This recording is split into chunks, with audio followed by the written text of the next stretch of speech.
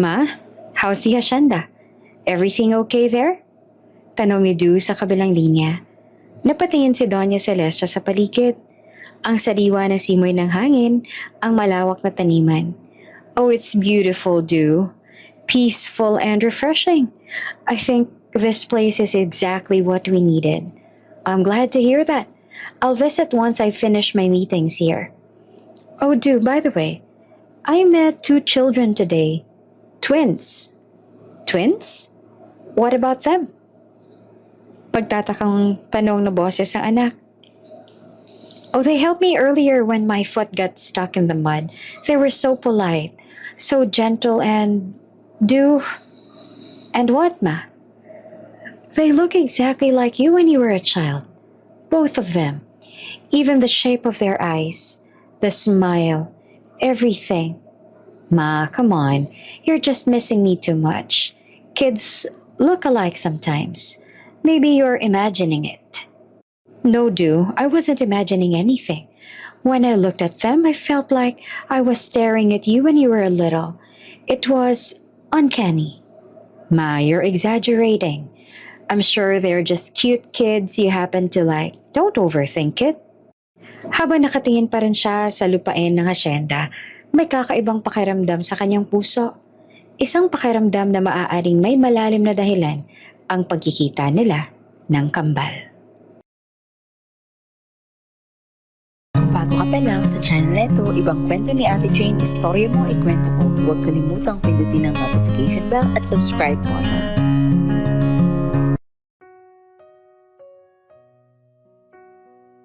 Si Du Teradek ay isang pangalan na sineseryoso ng buong Asya. Tinaguri ang epitome ng success. Hinahangaan ng lahat, mapababae man o lalaki, mapatanda man o bata. Sa edad na 28, marami na siyang mga napatunayan. Siya na ang presidente at CEO ng isang malaking kumpanya na namana pa sa kanyang ama, ang Teradek Group of Companies, isang multi-bilyong conglomerate na sumasaklaw sa real estate, telecommunications at finance. Nakapagtapos sa mataas na universidad kaya naman hindi na nakakapagtaka kung bakit maalam ito sa negosyo. Matangkad, matipuno, ang pangangatawan. At ang matatalim nitong mata ay laging puno ng misteryo at tila ba ito rin ay nangungusap. Halos lahat ng empleyado ng kumpanya ay siya ang iniidolo. At syempre, isa rin doon si Vina San Jose, isa sa janitress ng kumpanya. Si Vina ay isang simpleng dalaga na 22 taong gulang pa lamang. Kabaligtaran ng kay Du ang buhay. Siya ay payat at may mahabang buhok na lagi nakatali. Maganda rin naman ang dalaga. Sa katunayan ay mayroon ding mga humahanga sa ganda niya, lalo na sa maganda niyang mga mata. Hindi madalas na napapansin ng dalaga sa trabaho. Isa lang naman kasi siyang hamak na janitress. Sabi nga ng iba nagtatrabaho sa kumpanya na pag-aari ni Du, ang trabaho niya ay pinakamababa sa lahat. Pero syempre, swerte pa rin daw siya. Kasi sa Teradek Empire siya nakahanap ng trabaho. At syempre, malaking bagay na rin yon para kay Vina. Lalo pat kailangan na kailangan niya ng trabaho para sa kanyang pamilya. Sa tuwing magkakasalubong sila ni Du sa hallway, kahit sandaling sulyap lang, alam ni Vina na ang lalaking iyon ang kanyang lihim na pangarap.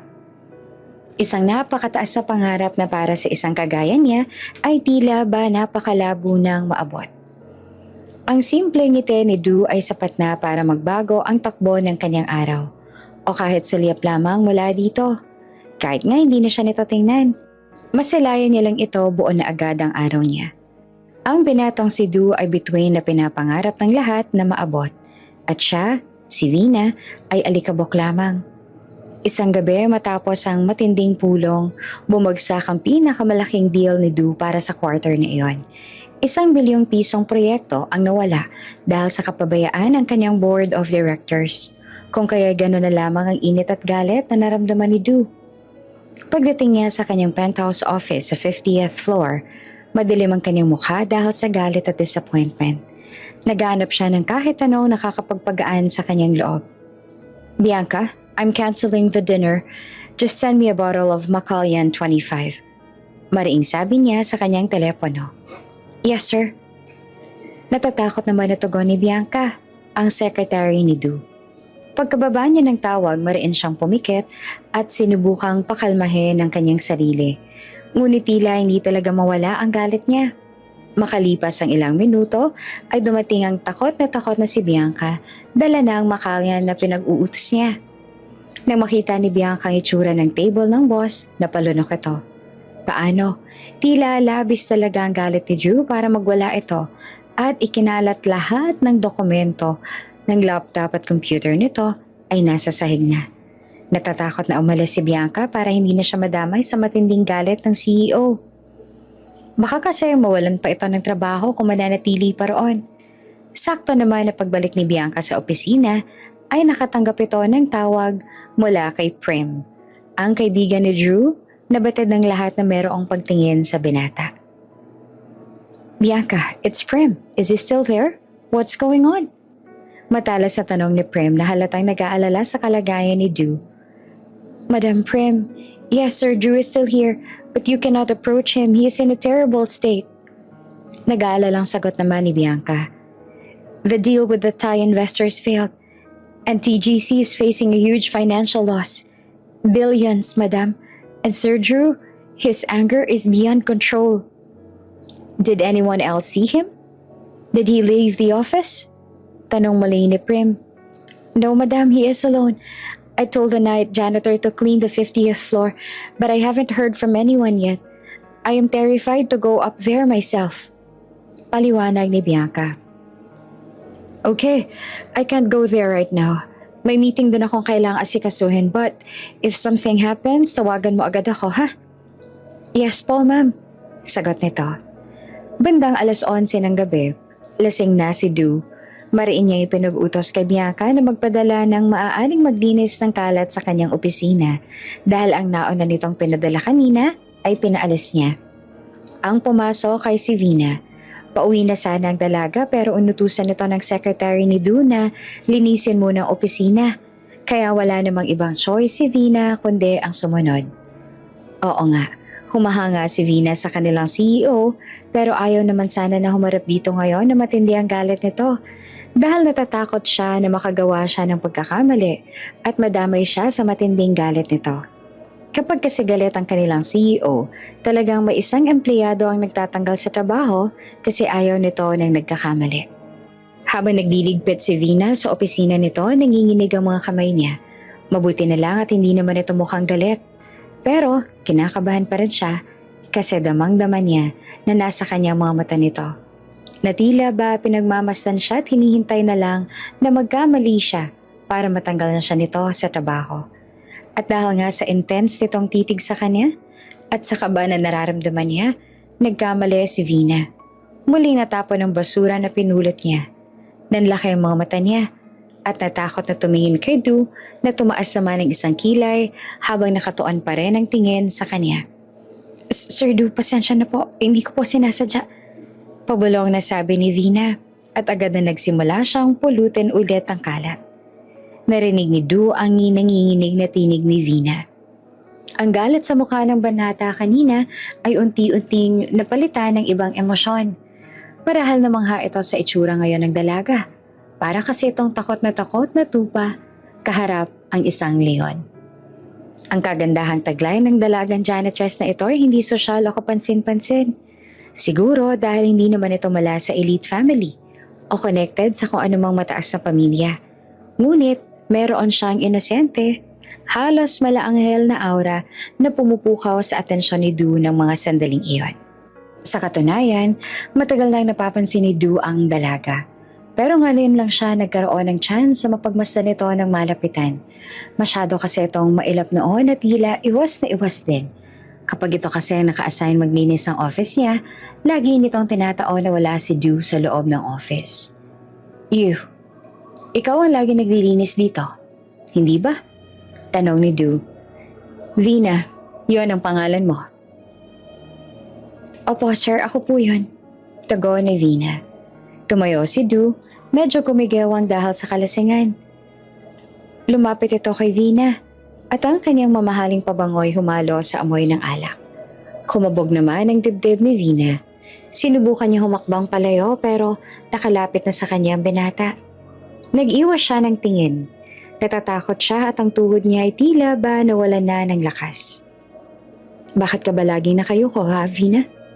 Every time I look at you, you're always avoiding my gaze. Look at me. Nanginginig si Vina.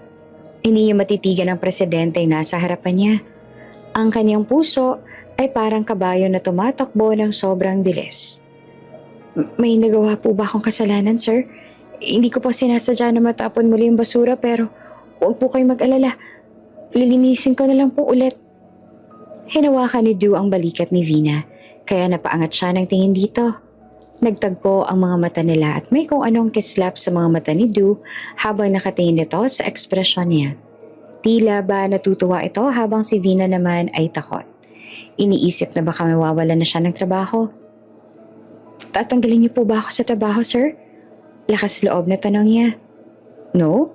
Sagot nito habang nakatingin pa rin sa mga mata niya. You're beautiful. I've always noticed how beautiful your face is. Po? You can help me calm down tonight. You can help me forget everything that happened today. Ang sumunod na tagpo ay masyadong mabilis. Matapos itong basta na lamang silin ng halik ang kanyang labi. Sa isang iglap, tinulak ni Du si Vina sa leather couch. Habang lumalaban ang katinoan ni Vina, ang puso niya naman ay nagtaksil. Gusto niya si Du. Alam niyang mali ito, ngunit hindi niya magawang lumayo.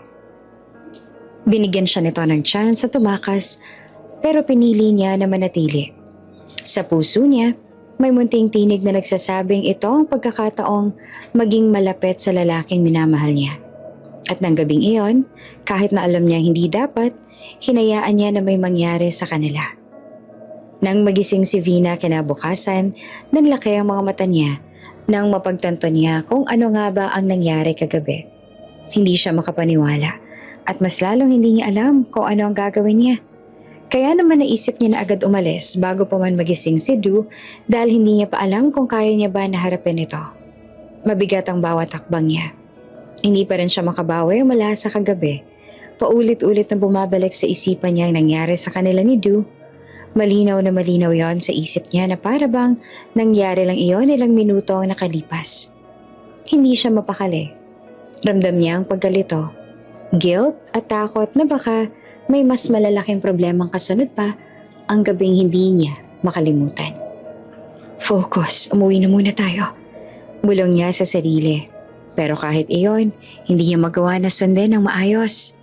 Habang naglalakad siya palabas ng lobby, halos hindi niya na napansin ng mga empleyadong nag-uunahan sa elevator. Para siyang naka-autopilot. Nakatungo, nagmamadaling makalabas ang gusali na tila ba may hahabol sa kanya. Pero hindi pa siya nakaabot ng exit. Narinig niya na ang sunod-sunod na pagbati ng ilang empleyado. Pag-angat ng paningin niya, nakita niya si Miss Prim. Si Miss Prim ay ang kaibigan ng CEO. Ang taong kilala niya bilang malapit kay Du. Saan ka pupunta, Vina? Sabi nito habang lumalapit. Hindi niya alam kung dapat ba siyang umatras ngayon. Pauwi na po, ma'am. Sagot niya. Tinitigan siya ni Prim mula ulo hanggang paa. Para bang sinusuri kung ito ba talaga ang babaeng nagkaroon ng koneksyon kay Du kagabi. Paglapit nito, tumingala siya ng kaunti. Sapagkat mas mataas ang kaunti si Prim at mas kampante, mas tiwala sa sarili. Vina, can we talk? Po? Opo ma'am, ano po bang pag-uusapan natin? Kabadong tanong niya at pakiramdam niya ay nandiliit siya sa sarili dahil sa uri ng tingin sa kanya ni Prim. I want to know the truth. Don't lie to me.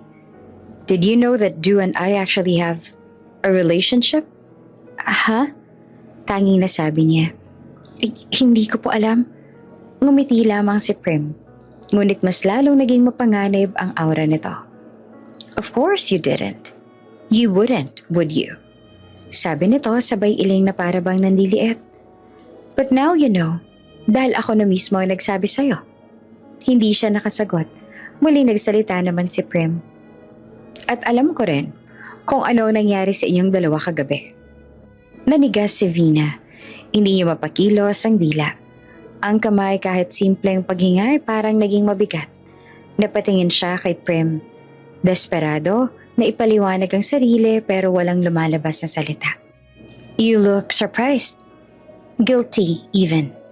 Umiling ito. Don't bother explaining.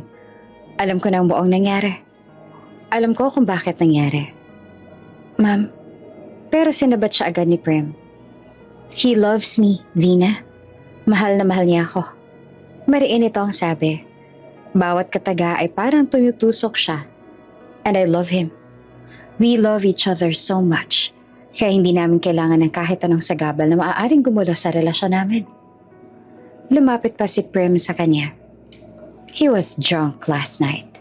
Sabi ni Prim. You took advantage of him. Hindi totoo. He wouldn't do such a thing if he wasn't drunk. Kilalang kilala ko ang boyfriend ko. Hindi siya basta papatol sa kagaya mong mababang uri. Pagpapatuloy pa ni Prim. Walang puwang para kay Vina na depensahan ng sarili. You know that, don't you? Napatango na lamang si Vina dahil napagtanto niya na tama naman ang sinabi nito. So, here's what you're going to do. Sabi pa nito. You will not show yourself to him again. Ayokong magulo mo pa kami. Kung maaari ay kalimutan mo na rin ang nangyari sa inyo. At ako, patatawarin ko siya kahit paniloko niya ako. Hindi ka na dapat magpakita sa kanya. Do you understand? Napatigil ang paghinga ni Vina. Not tomorrow. Not next week. Not ever. Dagdag pa ni Prim. Or else, bahagya itong yumuko. Ang matay diretso nakatutok sa kanya. It will ruin what we have. At ayoko nasisira ang bagay na pinaghirapan kong buuhin at ipaglaban. And trust me, Vina, you don't want to see what I'm capable of. Para siyang nabuhusan ng yelo mula ulo hanggang paa sa sinabi nito. Hindi niya alam kung paano gagalaw, kung paano magre-react, kung paano tatayo. Parang sinakal siya ng biglaang takot. Itigil mo na kung ano man ang iniisip mong gawin o ina-assume mong mangyari bago pa lumala ang lahat sa pagitan naming dalawa. Sabi ni Prim. This is your only warning. At dahan-dahan lumakad palayo si Prim. Naiwan si Vina sa gitna ng lobby, tulala at halos lumutin ng galit. Samantala nang magising naman si Du na masakit ang ulo at tila may malaking butas sa kanyang memorya, wala na si Vina sa opisina. Ngunit ang natuklap na damit at nagkalat na papel ay nagpahiwatig ng kanyang pagkakamali. Isang malaking panghihinayang na naramdaman niya na mapagtantong umalis ang dalaga at hindi ito hinintay na magising siya. Kinabukasan, matapos ang tinawag ni Du ang kanyang assistant at nag-utos na hanapin si Vina dahil hindi ito pumasok sa trabaho, inakala kasi ni Du na kaya hindi bumalik ang dalaga sa kumpanya kahapon ay dahil gusto lang nito na magpahinga. Pero hindi na ito bumalik kahit ngayong araw. Hanapin mo si Vina San Jose, yung janitress dito sa kumpanya. Alamin mo kung saan siya nakatira at bigyan mo siya ng doble sa kanyang sweldo. But tell her na kailangan ko muna siyang makausap. Sabihin mo sa kanya na pumunta dito sa opisina ko. Pero huli na, hindi na pumasok si Vina. Hindi na siya nagpakita pa. Para itong bula na bigla na lang naglaho. Sa loob ng 2 linggo, hinanap ni Du si Vina. Pinuntahan niya ang address na nasa record nito. Ngunit lumipat na raw ito. Sinubukan niyang tawagan ng mga emergency contact, ngunit wala ring sumasagot. Ang panghihinayang at pag-aalala ay unti-unting pumalit sa galit at pagkalito. Base sa natatandaan niya sa mga nangyayari sa kanila ng gabing yon, hindi niya pinilit ang sarili sa babae dahil kusa rin itong binigay ang sarili sa kanya. Ngunit alam niya na may responsibilidad siyang dapat gampanan. Nakahanda naman si Drew na panagutan ng dalaga dahil sa nangyari sa kanila. At knowing na siya ang nakakuha ng pagkabira nito, ngunit hindi maintindihan ni Drew na sa halip na pilitin siya ng dalaga na panagutan nito, bigla na lang itong naglaho. Ang hindi alam ni Drew, nang umagang iyon ay dumating ang kanyang matalik na kaibigan na si Prim at kinausap nito si Vina. Tinakot at sinabi na may relasyon silang dalawa ni Du Kahit wala naman, para lang hindi na muling pumasok sa opisina ang dalaga. Si Prem naman matapos mapanood ang gabi ng pagkakamali sa security camera feed na meron siyang illegal na access, ay hindi nagwala tulad ng inaasahan. Pero matindi ang galit na naramdaman, knowing na ang lalaking matagal niya nang gusto at nakuha na ng isang hamak na janitress lamang at syempre hindi siya makapapayag na mangyari yon. Para kay Prem, si Vina ay hindi lang isang karibal. Ito ay isang dumi. Napilit dumidikit sa lalaking iniibig niya at hindi niya hahayaan na isang janitress ang aagaw sa lalaking iniibig niya. Alam ni Prem na balang araw ay mamahalin din siya ni Du at hindi na pwedeng umeksa paroon ng isang hamak na janitress. Kaya matindi ang inis ni Prem dahil kahit pa lumipas ang isang buwan mula noon ay hindi pa rin tumitigil si Du sa pagpapahanap sa janitress na yon. Nakita ni Prem na seryoso si Du na hanapin ang isang hamak na janitress na iyon. At alam din ni Prem ang binabalak ni Du na panagutan ng dalaga. Napapakasalan nito ang babaeng yon. Pero syempre, hindi mahahanap ni Du si Vina dahil isa si Prem sa humahadlang roon. Alam ni Prem kung nasan ngayon si Vina dahil siya nagsabi kay Vina na lumipat sila noon ang gano'n na hindi sila matunto ni Du. Sinisigurado ni Prem na hindi mahahanap ni Du ang janitress at mas gagawa pa siya ng hakbang para kailanman ay hindi na muling magtagpo ang dalawa. Sa loob lamang ng isang araw, ginamit ni Prem ang mga koneksyon ng pamilya. Ang mga koneksyon na mas malalim pa kaysa sa alam ni Du. Hindi siya nagtangkang magtanong kay Du dahil alam niya na magdududa ito. Sa halip, tinawagan ni Prem ang kanyang tiyo Antonio, isang high-ranking official sa isang ahensya ng gobyerno, at ang kanyang personal security team na pinamumunuan ni Commander Reyes, isang dating militar na sanay sa silent operations. Gusto kong malaman ang bawat detalye ng buhay ng babaeng ito. Mula sa kanyang kuya na kasama niya ngayon sa buhay, hanggang sa mga malayong kamag-anak niya. Mabilis kumilos ang private intelligence ni Prem. Sa loob, wala pang isang araw, nakuha na nila ang full profile ni Vina. At ang pinakamahalaga, ang pinakamalaking kahinaan nito, ang kuya ni Vina, si Luis. Si Luis, ang tanging pamilya ni Vina, ay ang pinagmala ng lahat ng paghihirap ng dalaga. Kilala sa kanilang komunidad sa Tondo bilang isang sugapa sa masamang bisyo. Si Luis ay may malaking utang na umabot na sa 100,000 sa mga matitinding loan shark. Higit pa rito, natuklasan ni Commander Reyes ang isang pending na kaso laban kay Luis na may kaugnayan sa illegal na droga. Isang kaso na madaling i-activate kung may sapat na pressure mula sa matataas na posisyon. Ang lahat ng impormasyong to ay nakalagay ngayon sa isang itim na portfolio, ang ultimate weapon ni Prem. Mas lalo pang lumalim ang kagustuhan ni Prem na mawala na sa landas niya si Vina matapos siyang magduda na nagdadalang tao ito. Kung kaya nang makuha niya ang lahat ng impormasyon na kailangan niya, ay agad niya itong pinuntahan muli. Vina, San Jose? Alam ko naghihintay ka ng bisita, sabi ni Prem. Kasama nito ang 2 malalaking bodyguard na nagparamdam kay Vina na wala siyang takas. Huwag ka mag-aalala, Vina. Hindi ako pumunta rito para manakit. Pumunta ako rito para umalok ng solusyon. Sinimulan ni Prem, nilapag ang itim na portfolio sa mesa. I know everything, Vina. Alam ko rin ang tungkol sa kuya mo. Ani ni Prem. Binuksan nito ang portfolio at tinulak ito sa harapan ni Vina. Ang mga mata ni Vina ay nanlaki sa takot. Hindi siya natatakot sa sarili niya, kundi sa kanyang kuya. Ang portfolio ay naglalaman ng mga larawan ni Luis habang tumatanggap ng shabu sa isang tagong lugar. Mga receipt ng malaking utang na may karampatang mataas na interes. At ang pinaka nakakapangalabot, ang isang police document na nagpapakita ng warrant of arrest na handa na ang i-activate. Alam mo kung gaano kaseryoso ang kasong to. Alam mo na ang mga tao nagpapautang sa kanya ay hindi nagbibiro. Kung hindi ka kikilos, ang kuya mo ay hindi lang makukulong. Posibleng hindi na siya makita pa.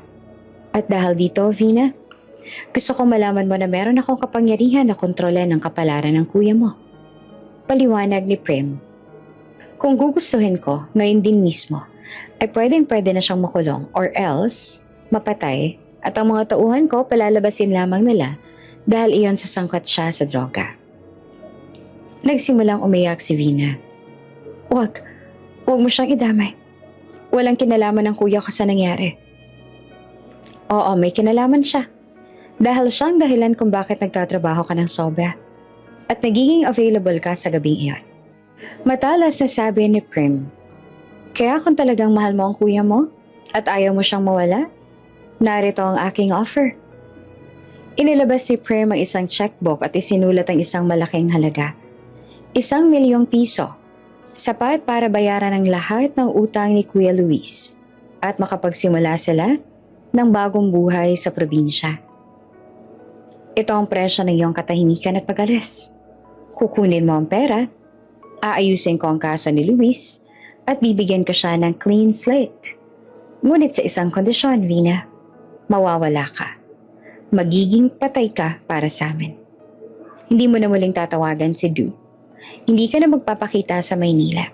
At hindi mo na ipapaalam kay Du ang tungkol diyan sa dinadala mo ngayon. I know you're pregnant. Keep it away from Du. Hindi niya pwedeng malaman pa. Ang pakaramdam ni Vina ay parang nasa isang bangungot. Ang pag-ibig niya kay Du ay nag-uudyok sa kanyang lumaban. Ngunit ang takot sa kaligtasan ng kanyang kuya at ang survival instinct para sa inosenteng bata sa kanyang tiyan ay mas matindi. Kung mananatili siya, lalabanan niya si Prim. Ngunit ang laban ay magiging marumi at si Luis ang magiging collateral damage. Puno ng kirot, kinuha ni Vina ang check at ang portfolio. Tinatanggap ko. Hindi na ako magpapakita. Pangako. Pero sana, bigyan mo ng kapayapaan ng kuya ko. Compliance is the only thing I could offer. Mariing sagot ni Prim. At tandaan mo, ang koneksyon ko ay umaabot sa buong Pilipinas. Pag nakita ko nagpakita ka, o sinubukan mong makipag-ugnayan kay Du o sa pamilya Teardec, sisiguraduhin ko na nasa kulungan mabubulok si Luis. At ikaw, at ang magiging anak na to, ay damay din. Umalis si Prim na may ngiting tagumpay matapos siyang makipagkasundo. Iniwan si Vina na umiiyak sa harap ng check. Ang pera na simbolo ng kanyang kaligtasan at kanyang matinding sakripisyo. Matapos tanggapin ni Vina ang ultimatum ni Prim, ang 1,000,000 piso para sa katahimikan kapalit ng pagkawala niya, ang kanyang kaluluwa ay tila unti-unting namatay. Ang pera ay hindi kaligayahan. Ito ay isang presyo ng kanyang pag-ibig at ng pagkatao ng kanyang mga anak. Ngunit ang takot na makita si Kuya Luis na nakakulong o mapahamak dahil sa droga at utang ay mas matindi kesa sa kanyang sariling sakit. Patawarin mo ako, anak. Ito lamang ang paraang alam ko para maprotektahan ko kayong lahat. Bulong ni Vina habang hinahaplos ang kanyang tiyan. Ang kanyang pagbubuntis ay kumpirmado na. At sa isang check-up nalaman niyang kambal ang kaniyang dinadala. Ang balitang ito ay lalong nagpadagdag sa bigat ng kanyang dibdib. 2 inosenteng buhay ang nasa panganib. Dinala ni Vina si Kuya Luis sa isang liblib na bayan sa Northern Luzon. Ginamit niyang malaking bahagi ng pera para bayaran ang lahat ng utang ni Luis. Sa unang gabi nila doon, umiyak si Vina sa harapan ni Kuya Luis. Kuya, nagmamakaawa ko sa'yo, please. Ayusin mo ng buhay mo. Tutulungan kita na ayusin ang buhay mo, pero sana isipin mo rin kami na magiging pamangkin mo. Ang lahat ng to, ang pag-iwan ko kay Du, ang pagsuko ko sa lahat ng pangarap, ay dahil sa'yo. Magbago ka na at huwag ka nang mangungutang. Huwag ka nang babalik sa sugal at sa pagtitinda ng syupo. Gawin mo to para sa amin ng mga bata, kuya, please. Lumuha rin ang kuya niyang si Luis. Oo, Vina, patawarin mo rin ako sa lahat ng nagawa ko. Hindi na ako uulit. Naaawa ko sa iyo at sa mga bata. Aalagaan ko kayo. Magbabago na ako. Pangako. Ang mga salita ni Luis ay sincero at sa loob ng ilang linggo, ito nga ay tila nagbago. Tinulungan siya nito at naghanap ng part-time na trabaho bilang farmhand. Ngunit ang pagbabago ay panandalian lamang. Ang pagbubuntis ni Vina ay naging napakaselan. Ang kambal sa kanyang sinapupunan ay nangangailangan ng matinding atensyon at pahinga. Ang morning sickness niya ay matindi at madalas siya nakakaranas sa matinding pagkahilo. Dahil dito, hindi siya tinanggap sa anumang trabaho. Ang kailangan niya ay manatiling nakahiga at magpahinga. Habang si Vina naman ay nakakulong sa bahay, ang lumang gawin ni Luis ay dahan-dahang bumalik. Ang katahimikan at ang boredom sa probinsya ay nagpaalala dito ng excitement ng sugal. Nagsimula ito sa maliit na pustahan na humantong muli sa mas malaki hanggang sa bumalik siya sa mga dating koneksyon sa Maynila. Mga 4 na buwan bago ang kabuwanan ni Vina, natuklasan niya ang matinding katotohanan. Ang savings nila ay wala na. Naubos na ni Luis ang halos lahat ng pera. Kabilang na ang natira para sa panganganak dahil sa sugat. Kuya, anong ginawa mo? Alam mo naman na nakalaan ang perang yun para sa pagsilang ko sa kambal, hindi ba? Sigaw ni Vina. Ang kanyang mukha ay basang-basa ng luha. Ang stress ay nagbigay ng matinding sakit sa kanyang tiyan. Vina, maghahanap ako ng paraan para maibalik sa yung pera. Hindi ko naman kasi alam na matatalo ako sa lintik na sabong na yun eh. Pero kung nanalo naman ako, doble naman sana yung pera natin ngayon. Sadyang minalas lang talaga ako pero huwag kang mag-alala. Ibabalik ko naman sa yung perang yun eh. Sigaw pa ni Luis. Ngunit sa mga sandaling yon, may malinaw na katotohanan. Ang addiction nito ay mas matindi kesa sa pagmamahal niya sa kanyang kapatid at sa mga pamangkin. Kuya naman eh, iyon na nga lang ang meron tayo para sa mga anak ko yun. Alam mo naman na hirap na ako, nagawa mo pa talaga sa akin to. Babawi nga ako, ibabalik ko sa'yo yung pera. Kung makapagdrama ka naman rin, parang di ko naman babalik sa'yo ah. Huwag ka mag-alala, bukas ng bukas, hawak ko ng halagang yun. Umalis si Luis sa bahay, galit, at bumalik siya sa kanyang gambling den sa kanilang bayan. Naghahanap ng huling pagkakataon na makabawi. Si Vina naman ay napaluhod na lamang. Hindi alam kung anong gagawin dahil sigurado siyang hindi naman makakagawa ng paraan ng kuya niya. Tiyak siya na kung sakali man na nakahawak ito ng pera, isusugal na naman ito. Sa lumipas na araw, tama nga siya. Hindi nakagawa ng paraan ng kuya niya. Hindi na rin ito nabanggit sa kanyang tungkol sa pera na yon. Kuya, maghahanap na pala ako ng trabaho para makapag-ipon ako para sa panganganak ko.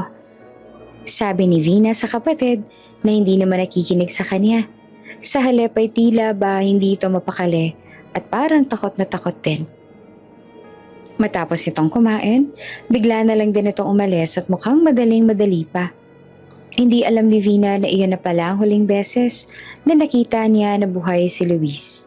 Kinabukasan, isang magsasaka nakakita ng bangkay ni Luis sa tabing ilog. Ito ay pinatay, pinagbabaril at puno ng stab wounds. Ang balita ay mabilis na kumalat. Ayon sa mga tao roon, ang koneksyon nito sa droga at ang utang ang pumatay dito. Sa kanilang bahay, ginawa ang simple at maliit na burol ni Kuya Luis. Wala siyang pera para sa disenteng libing. Nakaupo siya sa harap ng kabaong, ang kanyang tiyan ay malaki pa, at ang kanyang kalungkutan ay tila walang hanggan.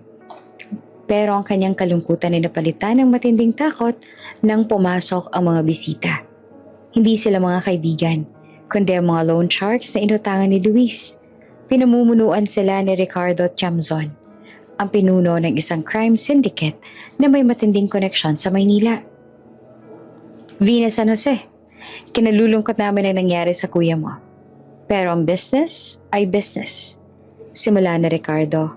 Ang boses ay tila yelo. Inihagis nito ang isang folder sa ibabaw ng kabaong ni Luis. Ang kuya mo ay nag-iwan ng utang na hindi nabayaran. Ang total, 2 milyong piso. Kayo lang ng mga magiging anak mo ang kanyang pamilya dito. Kaya kayo ang magmamana ng utang. Nanigas si Vina. Wala akong pera. Ang lahat ng pera namin ay inubos niya. Buntis ako. Wala akong trabaho. Ngunit si Ricardo, ngiti naman na nakakakilabot. Alam ko, kaya nga kami narito. Para sabihin sa'yo to, Vina. Hihintayin namin na makapanganak ka at makahanap ng trabaho para mabayaran mo kami. Pag sinubukan mo na tumakas sa amin, hindi lang ikaw ang mapapahamak, kundi pati na rin ang batang yan sa sinapupunan mo. Sa totoo lang, sa lahat ng mga nangyari sa buhay niya, ngayon para bang wala na siyang luha na maitulo pa. Hindi niya na rin alam kung paano pa bang uunahin niyang iisipin at pag-isipan ng maaaring maging solusyon. Nagdadalamhati pa siya sa pagkawala ng kuya niya, ngunit heto at may bagong pagsubok na naman siyang kakaharapin. Ang pagkamatay ni Kuya Luis ay nag-iwan ng isang malalim na sugat kay Vina. Ngunit ang takot na dulot ng mga pinautangan nito ay mas matindi pa. Si Ricardo Tiamzon at ang mga tauhan nito ay nagbantay sa buong bayan na tinitiyak na hindi makakaalis si Vina. Hindi ka rin namin papayagang umalis sa lugar na to. Anong tingin mo sa amin? Tanga? Alam namin natatakasan mo lang kami. Kaya malabo makaalis kayo ng mga magiging anak mo sa lugar na to. Ang mariing babala sa kanya ng isang tauhan. Alam ni Vina na ang pagbabalik sa Maynila ay doble ang peligro. Banta mula kay Prim at banta mula sa mga kriminal. Kaya't sa kabila ng matinding paghihirap, napilitan siyang manatili. Ang kanyang pagbubuntis sa kambal ay lalong nagpapahirap sa kanya. Ang kanyang kondisyon ay napakaselan na nagdudulot ng matinding pananakit ng likod, madalas na pagkahilo at pag-ubo dahil sa paghina ng resistensya niya sa labis na stress. Ang kanyang tiyan ay malaki na at halos hindi na siya makatayo ng matagal. Dahil dito, wala siyang makuhang desenteng trabaho. Ang lahat ng savings nila ay naubos na ni Kuya Luis. Sa panahong ito, ng desperasyon, si Celine, ang may-ari ng lokal na karinderya, ang naging guardian angel niya. Nagbigay si Celine ng mga magagaang trabaho kay Vina, tulad ng paghiwa ng gulay habang nakaupo o paglilinis sa mga lalagyan ng pagkain. Ang bawat sentimo ay iniipon ni Vina, umaasa na makakabayad siya ng kahit maliit na bahagi ng utang. Isang hapon, habang nag-aalala si Vina sa kanyang tiyan, nilapitan siya ni Celine. Vina, kaibigan kita. At sa totoo lang ay nag-aalala na ako sa'yo. Lalo pat malapit ka ng mga anak at wala kang katuwang sa buhay. Malumanay na sabi ni Celine. Bakit hindi mo pa rin sinasabi ang katotohanan sa ama ng mga bata? Alam kong tinatago mo siya. Pero kung mayaman siya, matutulungan ka niya sa utang at sa panganganak. Huwag mong i-risk ang buhay ng mga bata. Napaluha si Vina at yumuko. Hindi niya kayang ilantad ang katotohanan. Salamat sa payo, Celine. Pero hindi ko talaga alam kung nasan siya ngayon. Matagal na kami hindi nagkita at may iba na siyang buhay. Ang kanyang mga salita ay tila nagtatago ng isang masakit na lihim. Patuloy siyang inaalagaan ni Celine na nagbibigay ng libreng pagkain at gamot. Ngunit ang banta ni Chamson ay patuloy na lumalapit. Sa pagpasok ni Vina sa kanyang 9th month ng pagbubuntis, natanggal niya ang panghuling babala. Isang salyadong sobre ang inihagis sa kanyang munting bintana. Kailangan niya nang humanap ng paraan para mabayaran ang utang ng kuya, kundi pati ang mga batang isisilang niya ay mapapahamak. Maaga pa lang ay nasa karinderya na si Vina. Katulad ng nakagawian, tuwing may pasok. Palagi naman siyang pagod dahil marami siyang trabaho. Iba ang trabaho niya dito sa karinderya, pero ngayong araw ay may ibang pagod na naramdaman niya. Iba ang sakit sa kanyang balakang. Habang nag-aabot siya ng ulam sa isang lalaki, biglang parang binilutan ng tiyan niya mula sa loob. Napasinghap siya, napahawak sa tiyan, at halos mabitawan ang sandok. Vina? Uy, bakit? Tanong ni Celine habang mabilis na lumapit. Celine, masakit. Ang lakas parang... Hindi niya na natapos. Isa pang bagsik na kirot ang dumaloy sa tiyan niya, pababa sa balakang. At halos mapaluhod siya kung hindi siya nasalo ni Celine. Mukhang manganganak ka na, tarantang sabi ni Celine. Hindi pa dapat. Pigil ni Vina habang mayak-ngiyak. Pero ramdam niyang hindi na siya makakapag-antay pa. Iba ang sakit ngayon. Mas malalim, mas padiin, at mas paulit-ulit. Halika na, dadalhin na kita sa ospital. Mabilis na sabi ni Celine. Sabay sigaw sa mga kasama. May manganganak, tulong! Tulungan niyo kami, manganganak na si Vina! Mabilis ang lahat. Ilang sandali lang nasa tricycle na sila at bawat lubak sa daan ay parang patalim naman na tumutusok sa katawan ni Vina. Lalo nang nadagdagan ng sakit na nadarama niya. Kinakagat niya ang labi at pinipigilan na hindi mapasigaw dahil sa takot, kirot at kaba na sabay-sabay na lumalamon sa kanya. Pagdating sa ospital, mabilis siyang inasikaso ng mga nurse. Yung puting ilaw sa kisame, yung amoy ng alkohol, iyon ang huling nakita niya bago siya tuluyang dinala sa delivery room. Sa pagitan ng mga sigaw, utos ng mga doktor, tumulo ang luha ni Vina. Hindi ko alam. Anong buhay ang maibibigay ko sa kanila? Nanginginig yung bulong habang hinahabol ang hininga. Ramdam ang bawat paghilab ng tiyan. Miss, push! Sigaw ng doktor. Pero sa loob-loob niya, mas malakas ang sigaw ng pangamba. Mag-isa siya, wala siyang matatakbuhan maliban kay Celine. Wala na rin siyang pamilyang handang kumalinga. At ang ama ng mga anak niya, kahit kailan, hindi niya naramdaman ang pag-iral nito sa gabing iyon. Miss, isa pa! Lumalabas ang una. Sa gitna ng sakit at luha at pagkalito, narinig niya ang unang iyak. Isa pa! Miss, yung pangalawa naman! At sa pangalawang pag-iyak na narinig niya, doon siya tuluyang napahagulgol. Dalawa sila.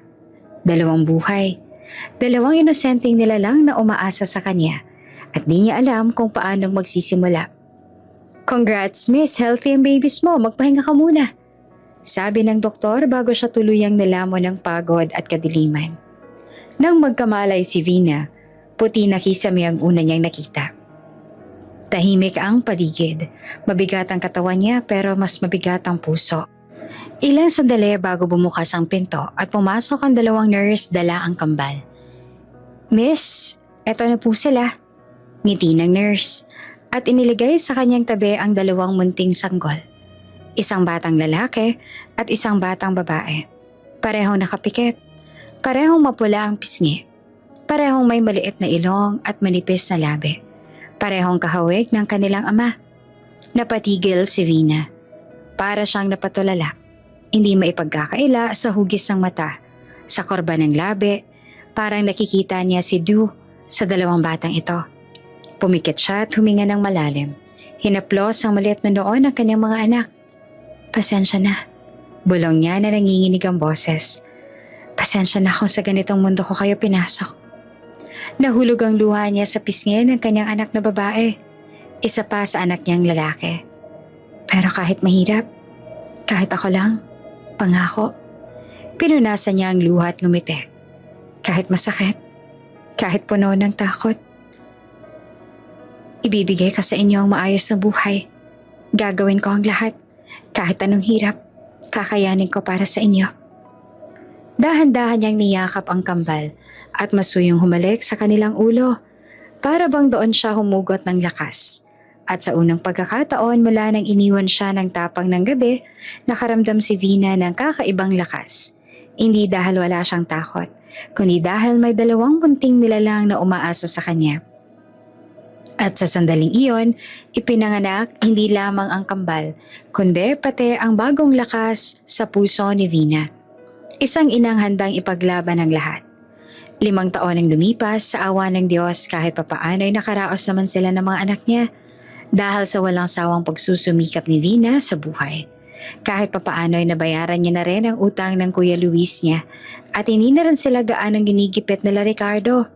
Siyempre, araw-araw pa rin ang paniningil nito. Pero wala na iyong pagbabanta sa buhay nila ng mga anak niya. Siguro napagtanto rin ni Ricardo na nagbabayad naman siya at marunong siyang sumunod sa usapan.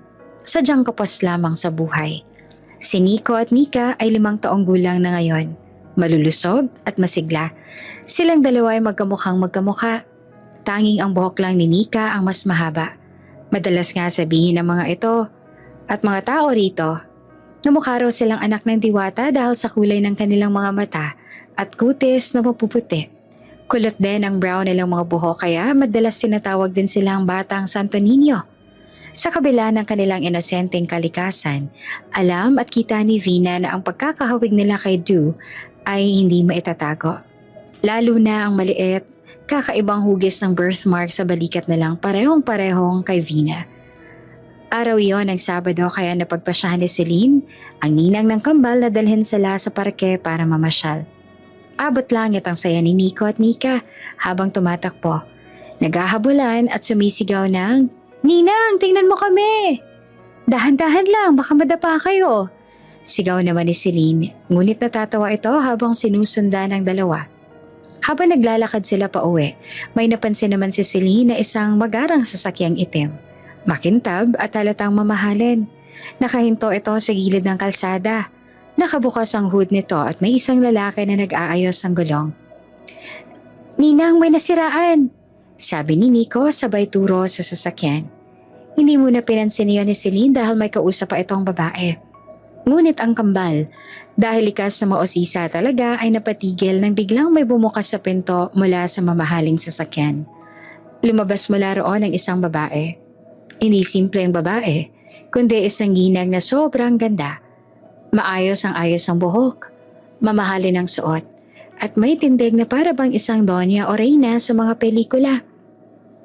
Napamangha si Nika. "Kuya, ang ganda niya," bulong nito. "Oo nga, parang prinsesa," sagot pa ni Nico. Habang naglalakad ang ginang papalapit sa likod ng sasakyan, hindi nito napansin ang isang malalim na parte ng lupa. Sa isang iglap, nalubog ang paa nito sa putikan. "My God!" Gulat na sabi ng ginang. Napakunot ang noon nito. Halatang naiirita pero pilit pa rin kalmado. Napatakbo agad ang kambal. "Hala, naputikan po ang paa ninyo," sabi ni Nico. "Oo nga po, halika po, tutulungan po namin kayo," dagdag pa ni Nika. Nagulat ang ginang, ngunit agad ding napangiti at nagpatulong sa cute na kambal. "Ang babait naman ninyo," sabi nito. "Thank you, mga apo."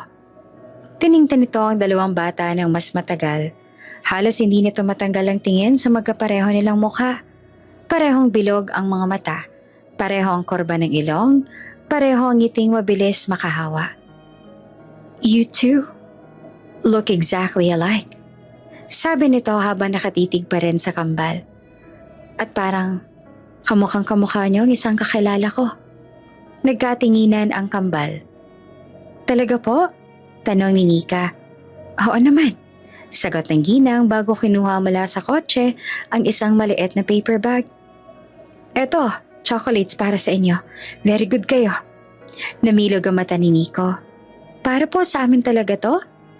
"Siyempre dahil mabait kayo at tinulungan ninyo ako," sagot pa ng ginang. "Ano nga palang pangalan ninyo?" tanong pa nito. "Ako po si Nico." "Ako naman po si Nika."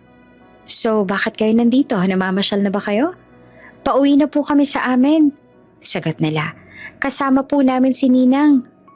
Tumingin ang ginang sa sapatos niyang nabalot ng putik. "Lilinisin po namin ang sapatos ninyo para mawala pong putik," sabi ni Nika habang may pinulot na ilang malalapad na dahon. Pinunasan niya ang gilid ng sapatos ng ginang. Sumunod naman si Nico. "Ako rin po para malinis na." Halatang nagulat at natuwa ang ginang sa kabutihan nila. "Ang babait niyo naman, para kayong munting angels." Nang makabalik na si Celine, nakita niyang eksena at agad na nag-sorry. "Ay, pasensya na po ma'am, makukulit lang talaga." Ngunit tinawa lang iyon ng ginang. No, they're wonderful kids. Very sweet." Pagkatapos magpasalamat ng paulit-ulit, bumalik na sa sasakyan ng ginang. Sumakay ito. Ngunit bago maisara ang pinto, sumilip ulit ito sa kambal. "I hope to see you again," sabi nito. "Opo, makikita niyo po kami ulit," sagot naman ng kambal. "Then, till next time." Pagkatapos ng nangyari, sabay-sabay na naglakad sina Celine, Nico at Nika pauwi sa kanilang bahay. Pagpasok pa lamang nila sa bakuran, kumakaway na agad ang kambal na para bang may malaking balitang gustong ibulalas. "Mama!" sabay sigaw ng dalawa. Tumatakbo papunta kay Vina, na abala naman noon sa pagwawalis sa harapan ng bahay. Napatingin si Vina agad ng ngumiti at inaabot ang mga braso upang salubungin ang kambal. Oh, bakit parang taas yata ng energy ninyo? May nangyari ba? Nagkatinginan ng kambal. Parehong halos mapatalon sa tuwa. Ay, Mama, meron pong magandang nangyari po. Bunga ni Nika. May nakilala po kaming ginang. Dagdag ni Nico. Todo kumpas pa ng kamay. Napakaganda po niya, Mama. Nagbigay pa nga po siya ng chocolates eh. Si Nika naman ang nag-abot ng paper bag na may lamang mamahaling tsokolate. Ang bait-bait po niya, Mama.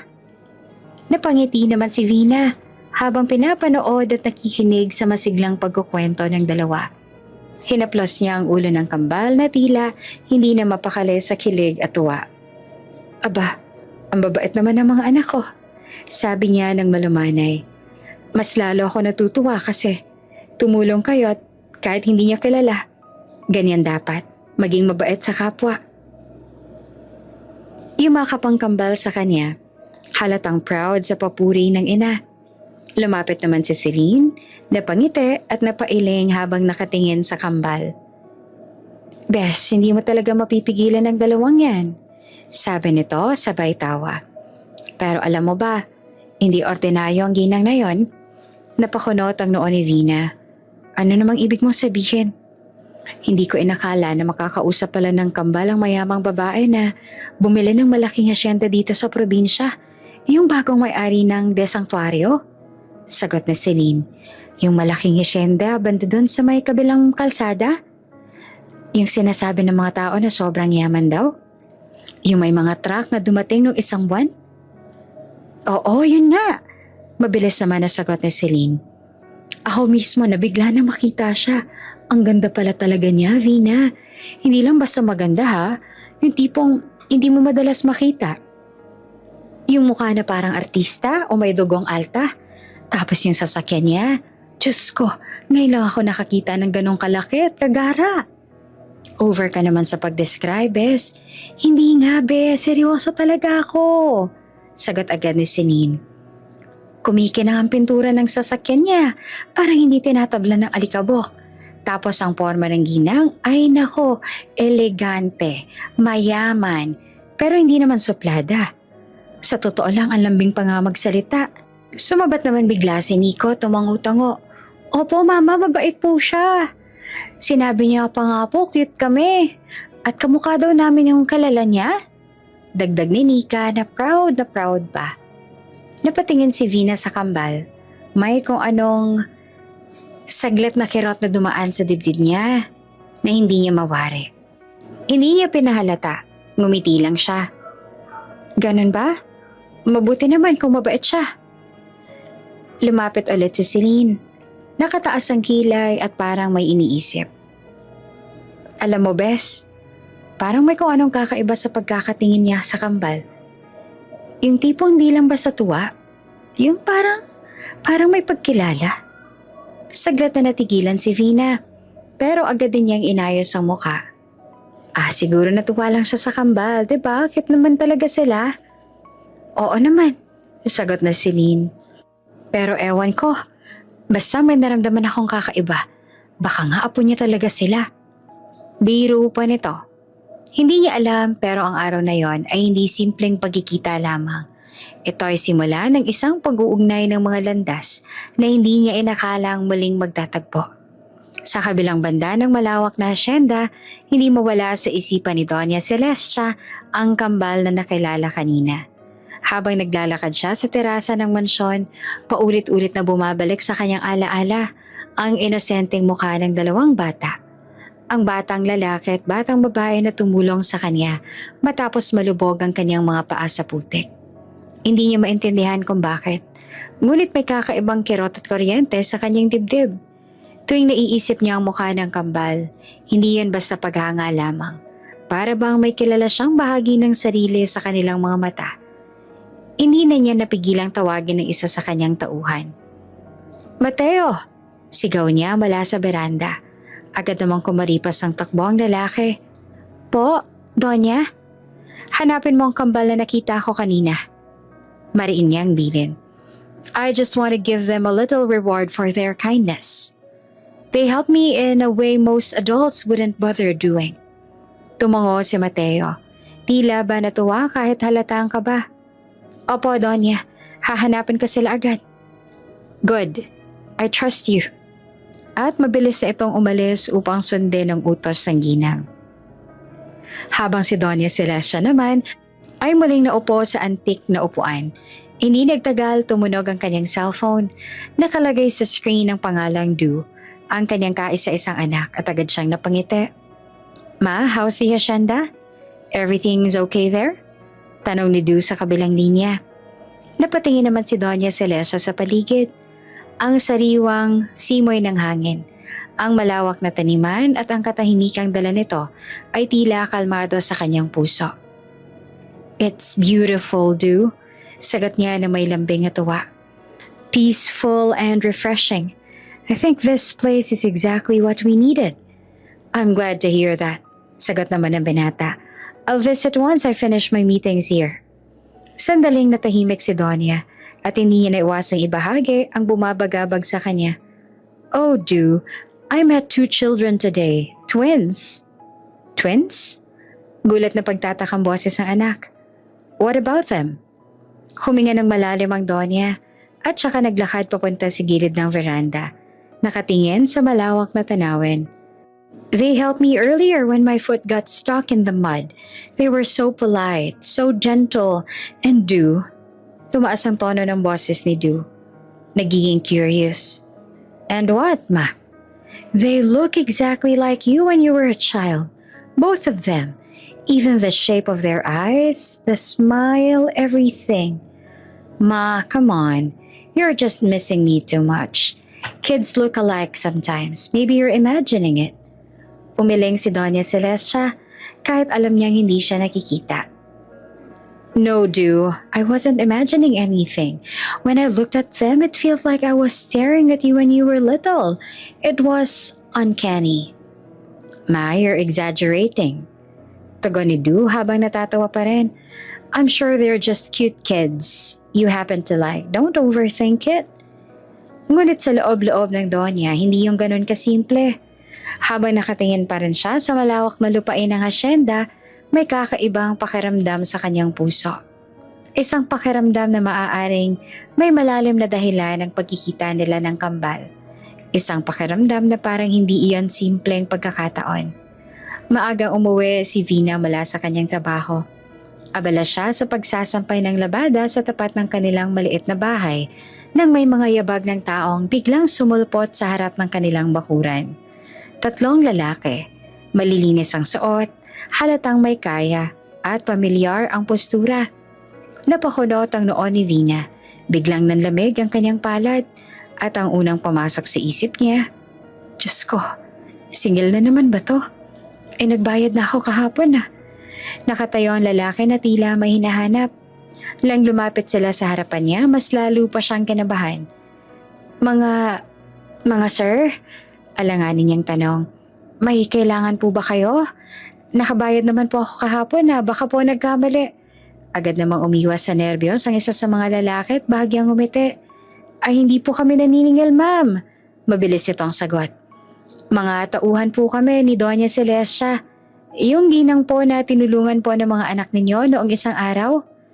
Napatingin siya sa loob ng bahay, sa direksyon ng kambal. Nagtataka siya kung ano ang kailangan ng mga ito at talagang pinuntahan pa sila sa kanilang bahay. Ang mga tauhan ni Donya?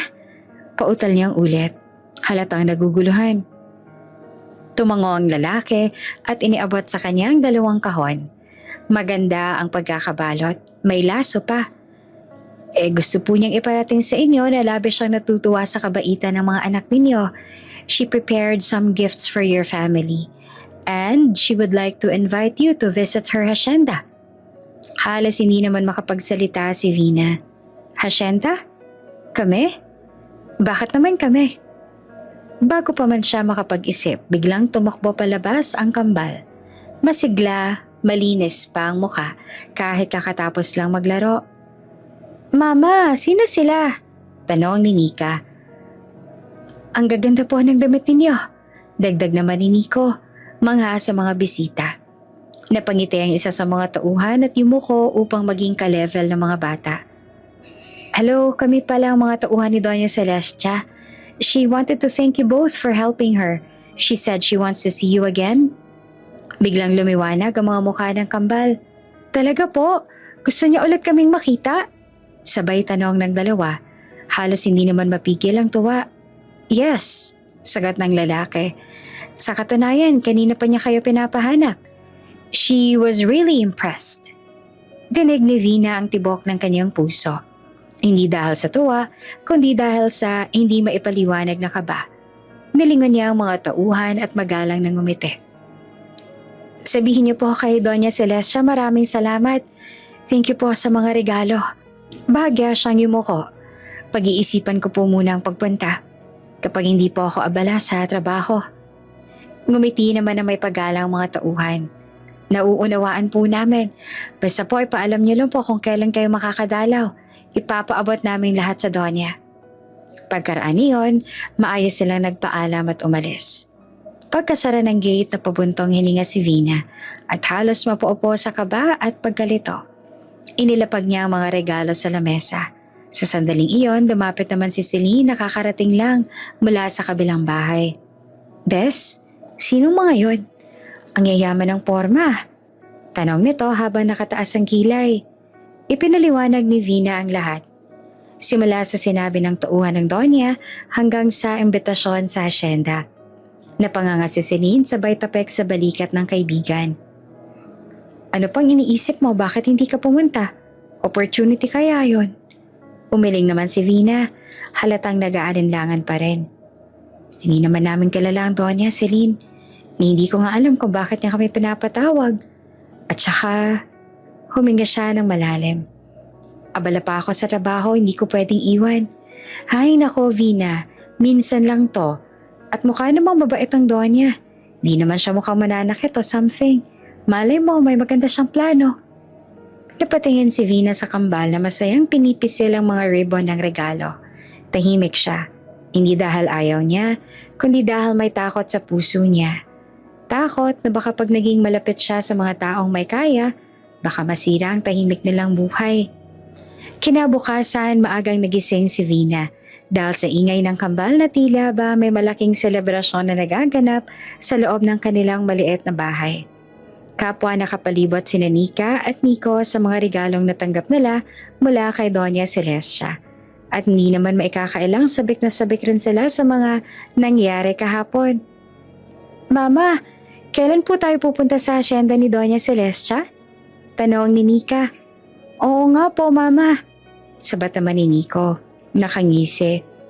Sabi po nila hinahanap daw kami ni Doña. Gusto niya nga raw po kami makita ulit. Tumingin siya sa kambal. Mga matang inosente. Puno ng kuryosidad at tuwa.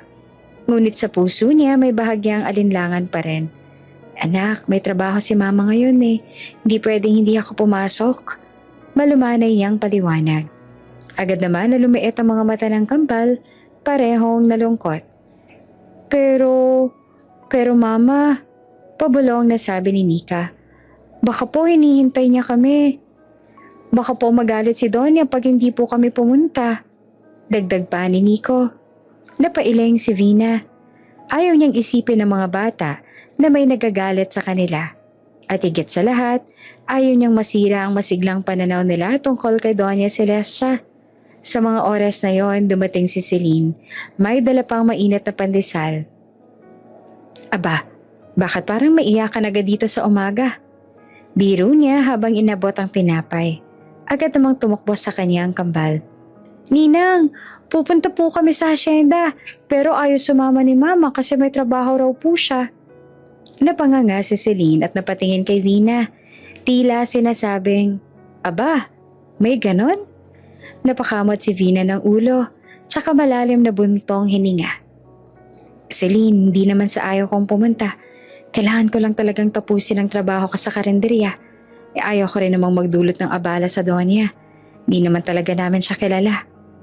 Lumapit si Celine at hinawakan ang balikat ni Vina. Vina, di naman lahat ng tao dapat katakutan.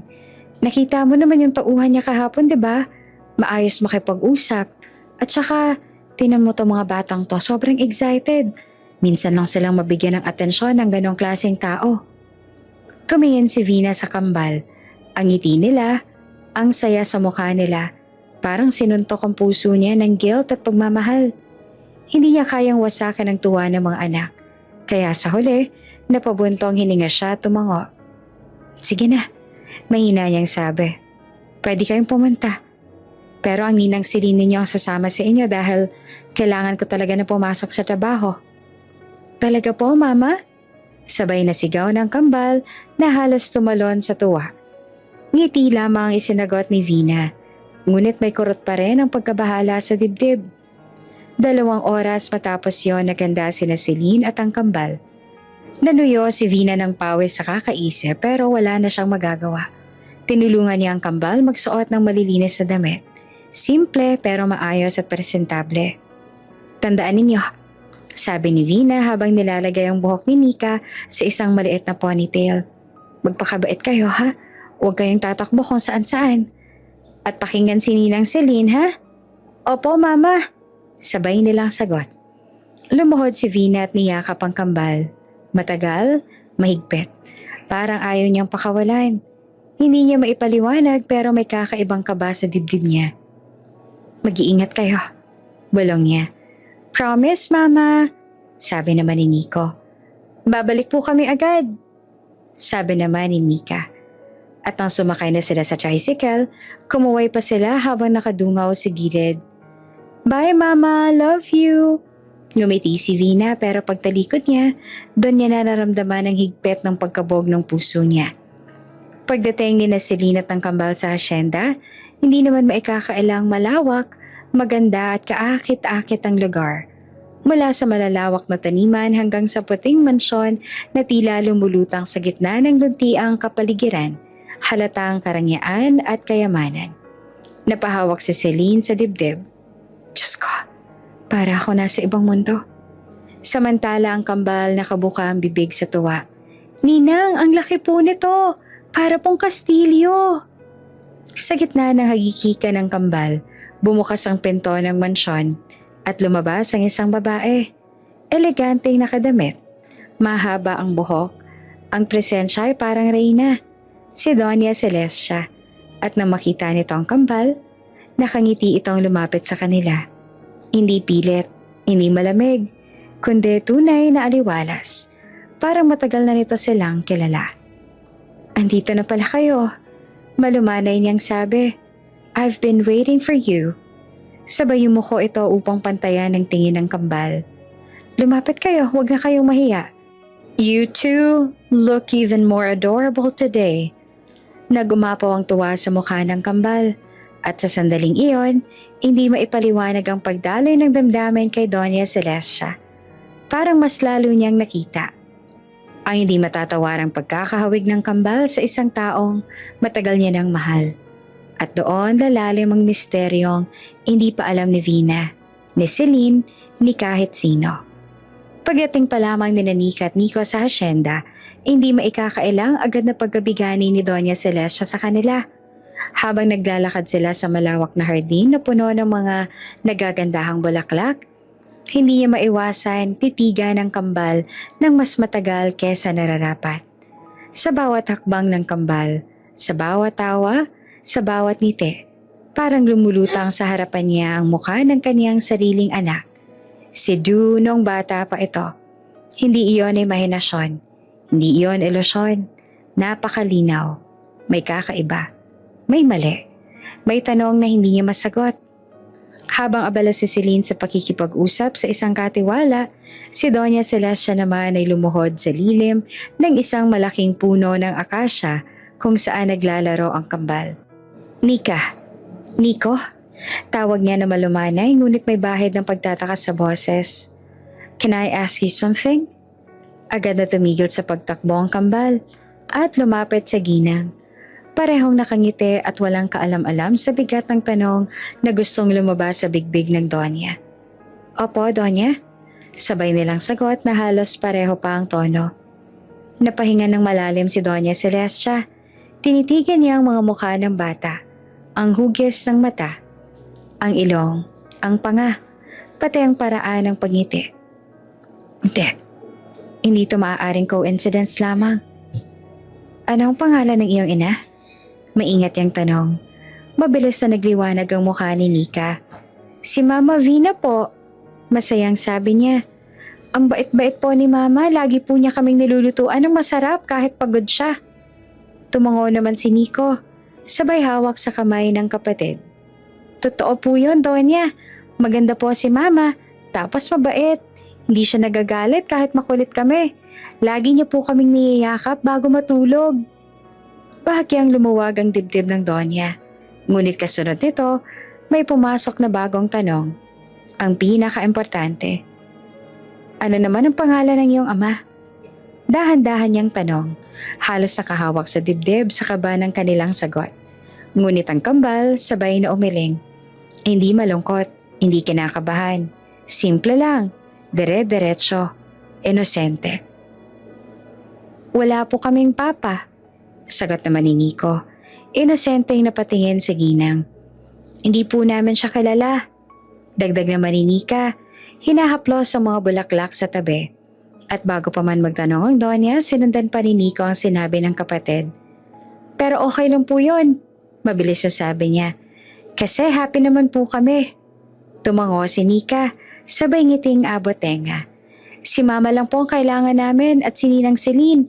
Masaya po kami kahit wala kaming papa. Para bang tinamaan sa gitna ng dibdib si Doña Celestia. Hindi niya namalayang napatitig siya sa kambal ng mas malalim. Walang kilalang ama. Magkahawig kay Drew. Iisang araw lang silang nakita pero agad siyang hinanap. May parang malamig na hangin na dumaan sa kanyang isipan. At kung paano ngumiti ang kambal. Ganito rin ngumiti si Drew nung bata pa siya. Hindi niya ito matatanggihang katotohanan. Hindi niya alam kung dapat ba siyang matuwa o matakot. Pinilit ni Doña Celestia na ngumiti. Marahang hinaplos ang buhok ng kambal. I see, mahina niyang sabi. You two are very strong children and very brave. Nagkatinginan ng kambal at ngumisi sa kanya. Donya? Masayang tanong ni Nika. Babalik po ba kami dito ulit? Hindi agad nakasagot ang Donya. Tiningnan niya ang dalawang bata na parang tinatansya ang bigat ng bagong misteryong hawak niya ngayon. At sa huli, ngumiti siya. Of course, sagot niya ng may buong lambing. You're always welcome here. Pero sa likod ng ngiti, hindi niya maiwasang magtanong sa sarili. Kung wala silang ama, at kung gaano sila kamukha ni Drew, posible bang? At iyon ang katanungang maaaring magbago ng takbo ng kanilang mga buhay, lalo na kay Vina, na pilit niyang mailalayo sa gulong muling lumalapit. Kinagabihan matapos makauwi ang kambal at si Celine mula sa asyenda, hindi pa rin mapakali si Doña Celestia. Paulit-ulit na sumasagi sa isip niya ang mukha ni Nika at Nico, ang hugis ng kanilang mata, ang korba ng labi, ang paraan ng pagtawa at pananalita. At lalo pang hindi niya malimutan ang walang pag-aalangan nilang pagsagot. Wala po kaming papa, pero masaya po kami kay Mama. Kaya pagbalik niya sa loob ng mansyon, agad niyang kinuha ang telepono at tinawagan ang kanyang anak. Ma? Tanong ni Drew sa kabilang linya. Bagyang paos dahil kararating lang mula sa trabaho. Is everything okay there in the province? Huminga ng malalim si Doña Celestia bago nagsalita. Anak, I need to tell you something. May bahagyang pag-aalala sa tono niya, dahilan para bahagyang magtuon si Drew. What is it, Mom? Umupo si Donya sa antigong upuan na nakaharap sa malaking bintana ng asyenda. Ang hangin ay malamig, ngunit ang puso niya ay may tila kumakabog na mas mainit kesa dati. I invited 2 children over today. The twins who helped me the other day. Oh, the kids you mentioned. Sagot naman agad ni Drew. The polite ones? Yes, those sweet little angels. Sagot pa ni Doña Celestia at may lambing ang boses. They are very kind, very respectful and honestly, anak napakabait nila. Parang matagal ko na silang kilala. Saglit na natahimik si Drew bago sumagot. Oh, that's good, Mom. At least you made some new friends around there. Pero hindi natapos si Doña Celestia. And I asked them about their mother. Napakunot ang noon ni Du. Okay, and? Huminga ng malalim si Donya. Their mother's name is Vina. Parang biglang nagkaroon ng katahimikan sa kabilang linya. Tahimik, walang kahit anong tugon. Parang nawala ng hininga si Du. Are you sure that's the name of their mom? Mahina pero mariing tanong ni Du, na para bang ayaw niyang marinig ang sagot. Yes, sagot pa ng Donya na may pagtitiyak. That is her name. Tahimik si Du. Napansin naman niyon ni Doña Celestia. You know what, anak? Malumanay ngunit puno ng diin ang boses niya. I'm wondering why they exactly look like you. Parang napatayo si Du mula sa kinauupuan niya.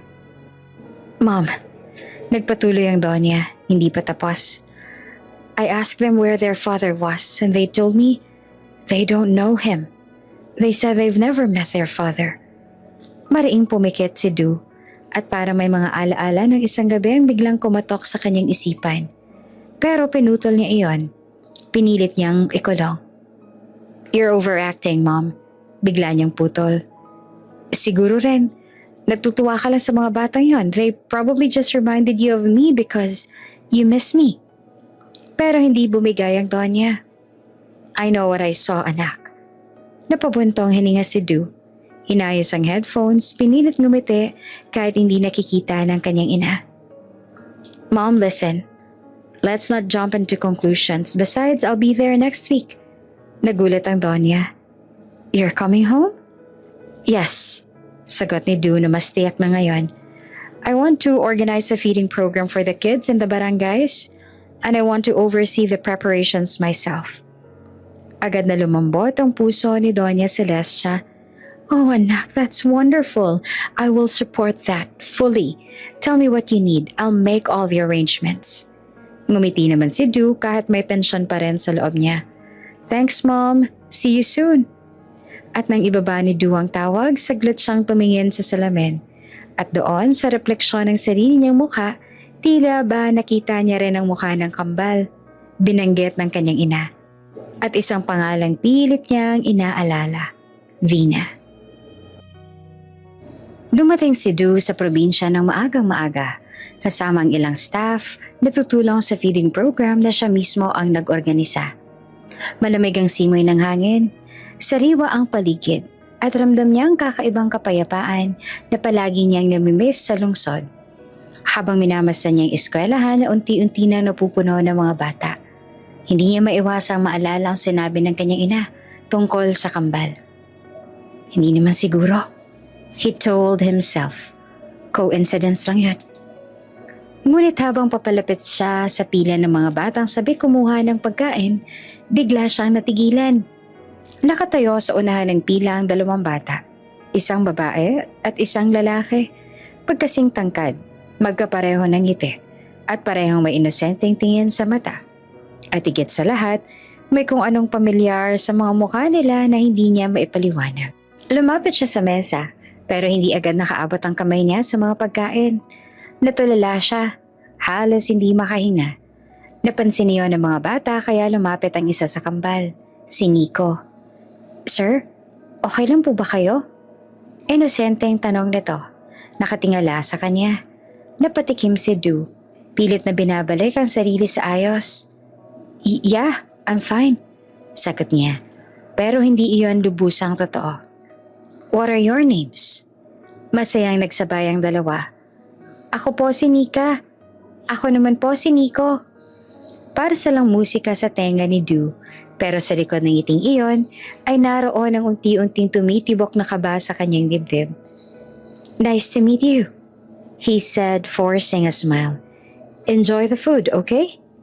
Nagpasalamat ang kambal at paalis sa sana nang may biglang umagaw sa atensyon ni Du. Sa batok ni Nico sa bahagyang natatakpan ng kwelyo, may maliit na marka. Isang hugis patak na birthmark na hindi niya makalimutang makita. Wait, tawag niya agad. Halos hindi napigilan ng bata. Can I ask something? That mark on your neck. Where did you get it? Tumingin si Nico. Tsaka hinawakan ng batok na para bang bagay na normal lang. Birthmark ko po yan, sagot niya. Meron din pong ganyan ang kakambal ko. Opo, sabat naman ni Nika na masigla. Pareho po kami, tingnan niyo po oh. Inangat niya ng kaunti ang buhok niya sa batok. Parehong pareho. Hugis, kulay, lokasyon. At parang may biglang lumubog sa sikmura ni Du. Is that something you got from your mom? Mahina niyang tanong. Halos hindi makapaniwala sa nilalabas na salitang kaninay, hindi man lang sumagi sa isip niya. Opo, sagot ni Nika. Sabi ni Mama na mana raw po namin ito sa kanya. Para siyang binuhusan ng malamig na tubig. Sa utak niya, malinaw na malinaw ang larawan ni Vina noong gabing iyon. Malinaw pa sa alaala ni ng birthmark ni Vina na parehong-pareho ng sa mga bata. Napalunok siya, halos hindi makapagsalita. Anong pangalan ng mama ninyo? Vina po. Lalo siyang nanlamig. Ilang taon na kayo? Tanong niya na pilit pinipigilan ng panginginig ng boses. Malapit na po kaming mag-6. Masayang sagot ng kambal. At doon tuloy ang nanghina ang loob niya. 6? Kinumpit niya sa isip. 6 na taon. Mahigit 6 na taon na mula nang hindi niya matapos ang sariling iniisip.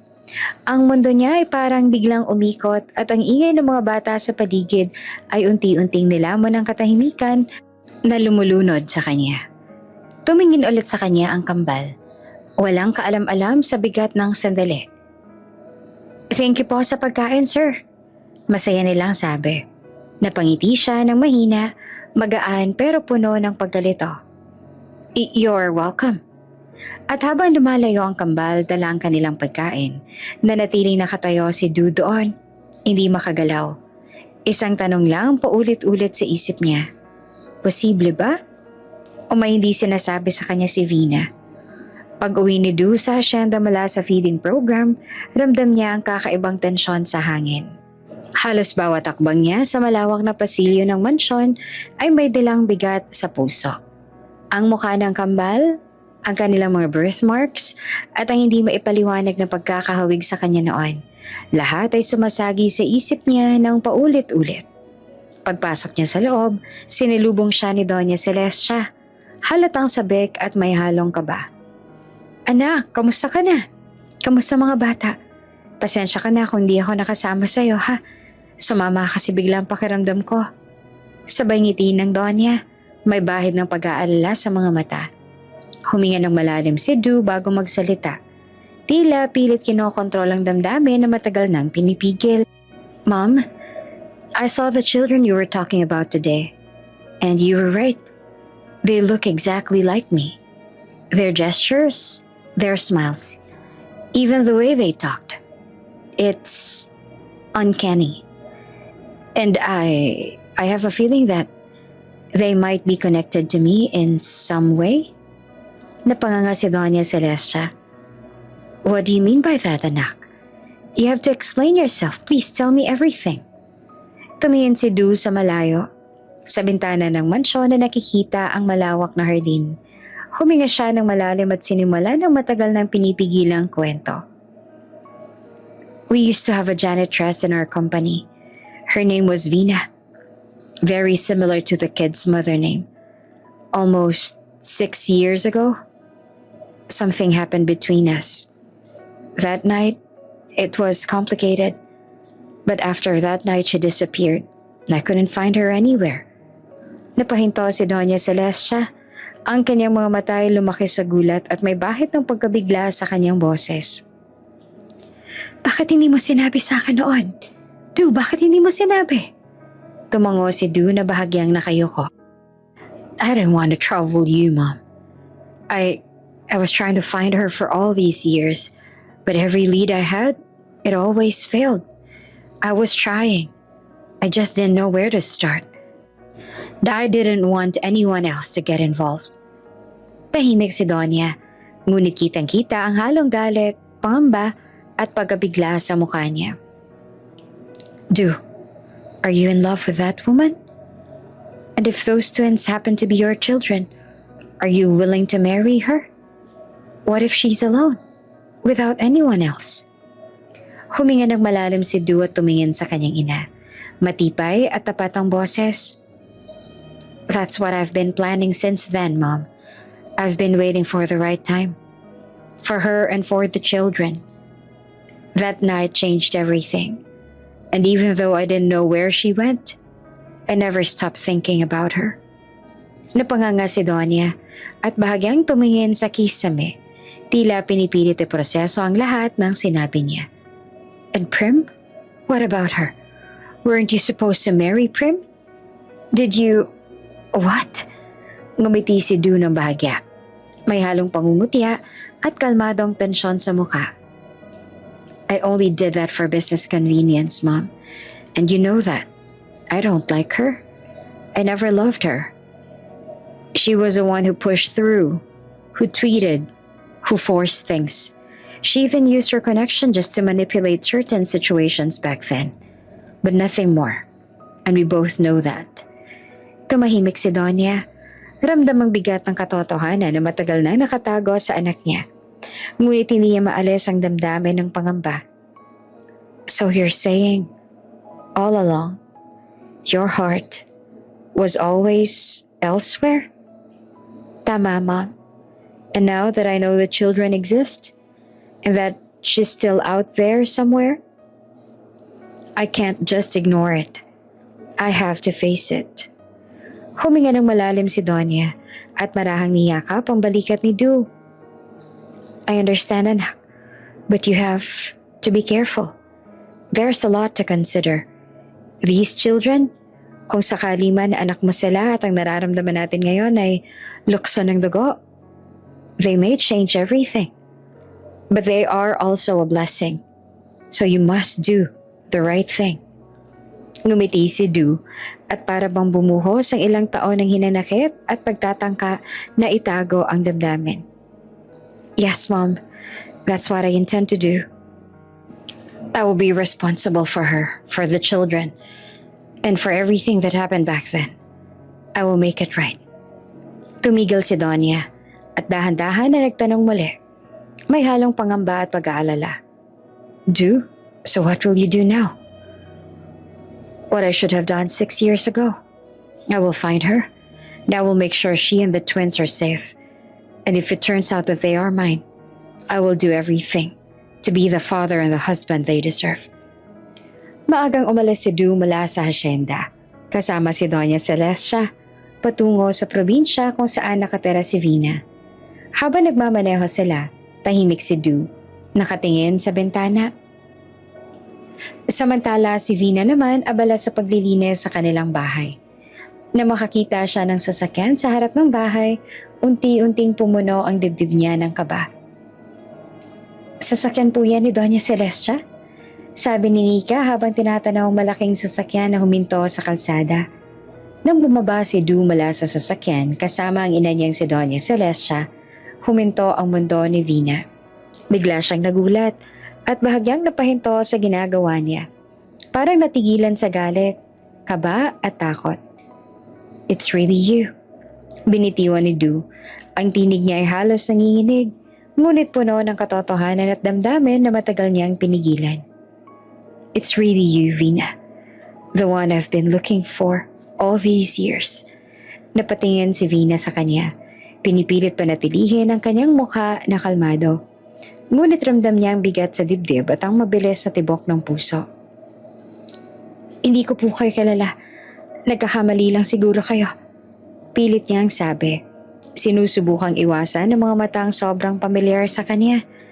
Ngunit si Du ay hindi nagpapadala sa pretensyon.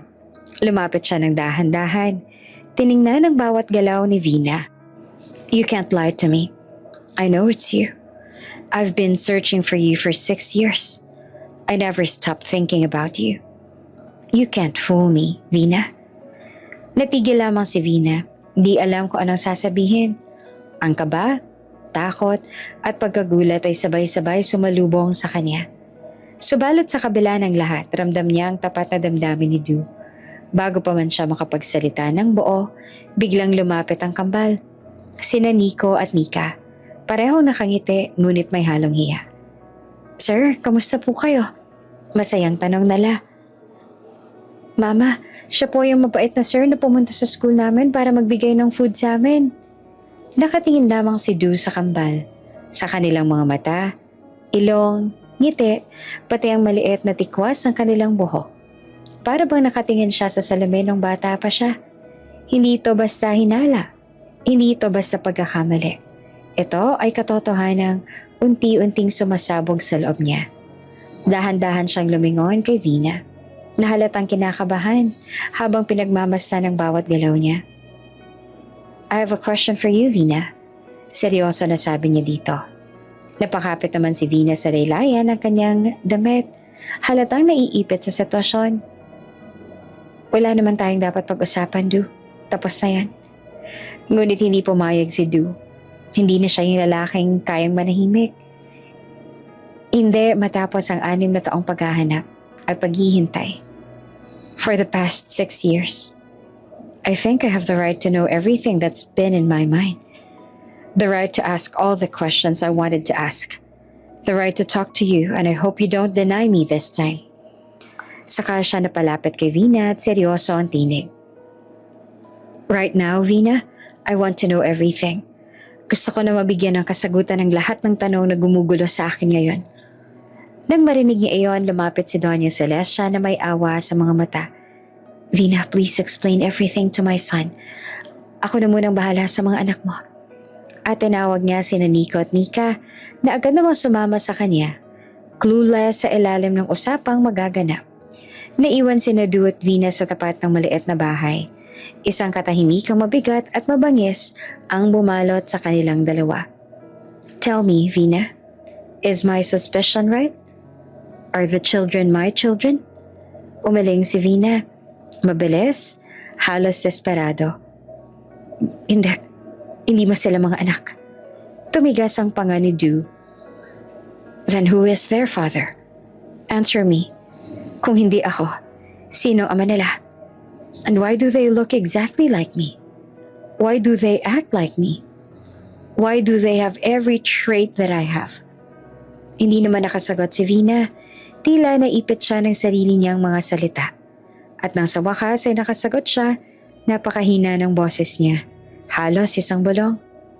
Siguro, dahil ikaw lang ang minahal ko noon. Kaya sa iyo ko sila pinaglihi. Marahil ay iyon ang dahilan kaya naging kamukha mo ang mga anak ko. Nag-init ang mga mata ni Du.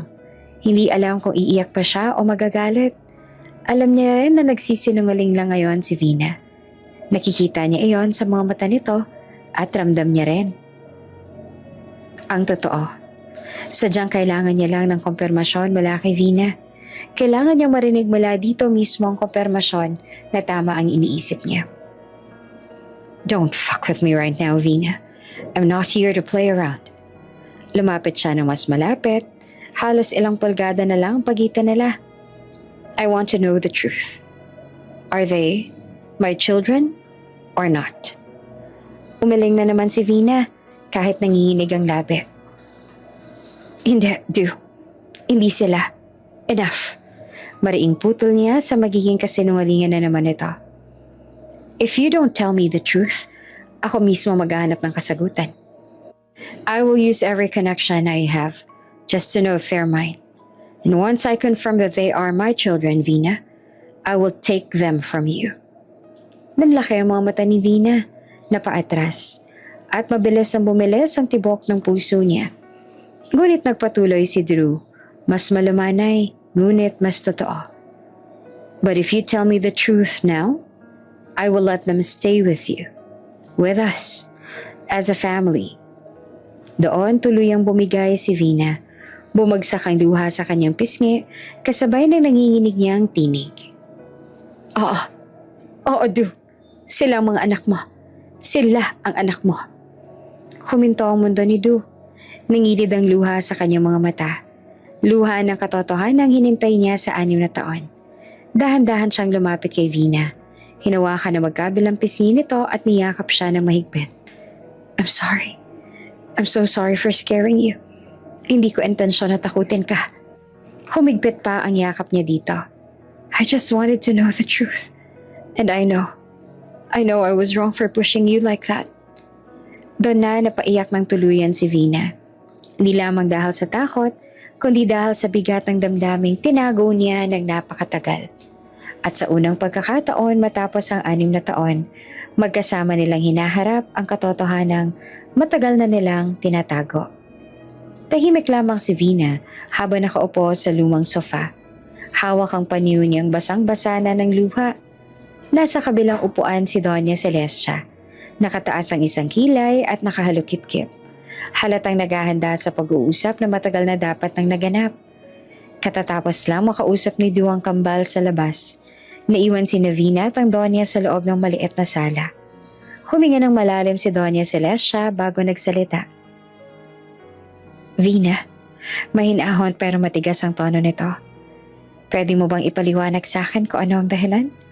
Bakit ka umalis? Bakit may tinago ang totoo sa anak ko? Napayo ko si Vina. Nanginginig ang kamay habang pinipisil ang sariling palad. Pasensya na po, ma'am. Hindi ko po ginusto na masaktan si Du. Hindi yan ang tanong ko. Malamig na putol ng Donya. Ang tanong ko ay bakit mo siya iniwan? Alam mo namang panininigan ka ng anak ko. He was even willing to marry you. Napaluha si Vina ulit, pero pilit humihinga ng malalim. Dahil po sa kuya ko at kay Prim? Bahagyang nagtaka ang Donya. Prim? Anong kinalaman niya dito? Doon na tuluyang bumigay ang tinig ni Vina. Tinakot niya po ako. Sagot niya na humihikbi.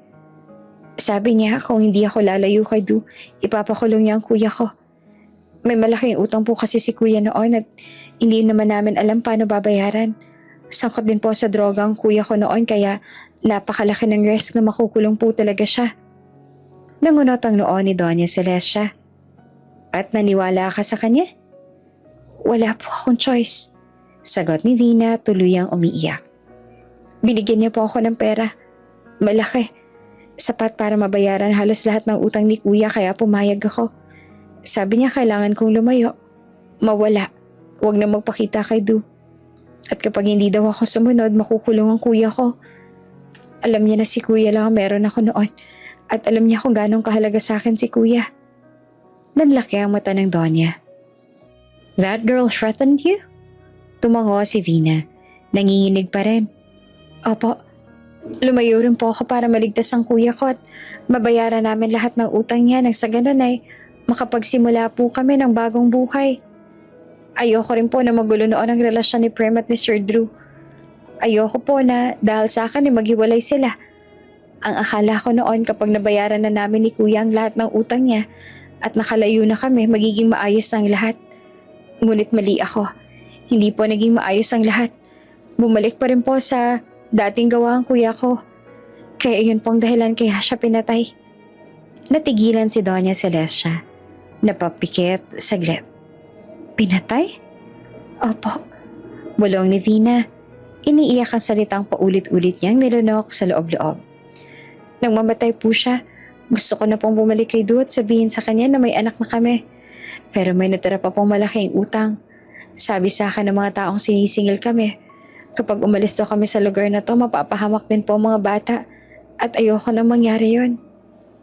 Bakit hindi mo sinasabi sa anak ko? Sa akin, sa kahit kanino? Tanong ng Donya na halatang nasaktan sa katotohanan hindi nila nalaman noon. Natatakot po ako. Sagot ni Vina sa pagitan ng pagikbi. Hindi ko gustong ilagay sa panganib sina Nico at Nika. Kahit sobra ko siyang mahal. Kahit araw-araw ko siyang iniisip. Mas natatakot po ako na baka mapahamak ang mga anak namin. Tahimik na tumango ang Donya. At sa unang pagkakataon, lumambot ng husto ang kanyang ekspresyon. Vina, iya. Sabi niya na mahina pero puno ng bigat. Sana sinabi mo agad. Sana hindi mo binuhat mag-isa ang lahat ng iyon. Nag-angat na tingin si Vina. Nagugulat ang marinig ang sunod-sunod na balita. Ako nang bahala sa lahat ng utang ng kuya mo. Sabi pa ni Doña Celestia. Diretsong-diretso na parang nag-uutos. Isa-settle ko lahat. Wala nang hahabol sa inyo. Wala nang magtatangkang saktan kayo. Nanlaki ang mata ni Vina. Ma'am, bakit po niyo gagawin yun? Ngumiti ang Donya ng malumanay. Halos parang tunay na ina. Dahil pamilya kayo ng anak ko. At dahil may mga apo ko sa inyo. Ayoko na mapahamak kayo ng mga bata. At naniniwala ako na ang mga bagay ay nararapat sa isang kompleto at masayang pamilya.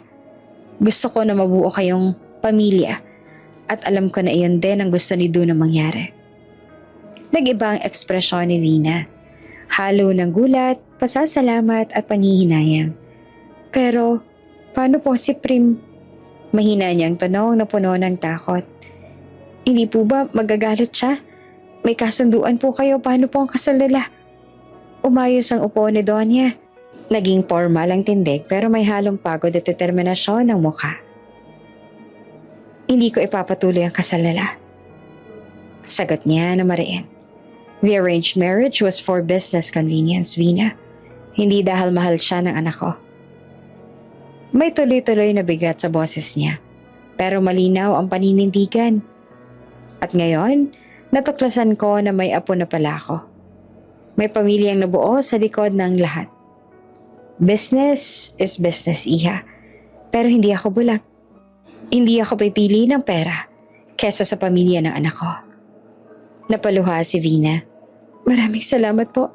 Maraming salamat po. Matapos ang lahat ng nalaman ni Du, agad siyang hinarap ni Prim. Nang sa ganoon ay malinaw niya ang lahat. At matapos ang lahat ng ugnayan nila, dahil kailanman ay hindi makakapayag si Du na magkaroon pa ng ugnayan sa taong dahilan, kaya nalayo sa kanya ang mga mahahalagang tao sa buhay niya. Sinubukan ni Prim na tumanggi at magpanggap, ngunit hindi na naniwala si Du. Stop pretending. Malamig, mababa at puno ng puot ang tinig ni Du. Du, why are you barging in? He slammed his hand on the table beside him. You lied to me. Napaatras si Prim. Nanginginig ang labi. What lie? I don't understand. Don't! Sigaw ni Du. Halos yumanig ang buong sala. Don't you dare deny it. Umiling si Prim. Pilit ang umiti ng mahina. Du, I really don't know what you're talking about. You kept me from my children? Bulyaw niya. Halos madurog ang boses sa tindi ng galit. For 6 years, Prim. 6 years. You stole that chance from me. Alam mo ang totoo na buntis si Vina sa anak ko. Pero sa halip na sabihin na sa akin ang totoo, pinili mo silang itago sa akin. Ikaw pang dahilan kaya nalayo sila sa akin. Nanlaki ang mga mata ni Prim. Napalunok at bahagyang napayuko. Du, I was only trying to protect... Protect who? Yourself? Putol ni Du. You manipulated everything. You controlled the narrative.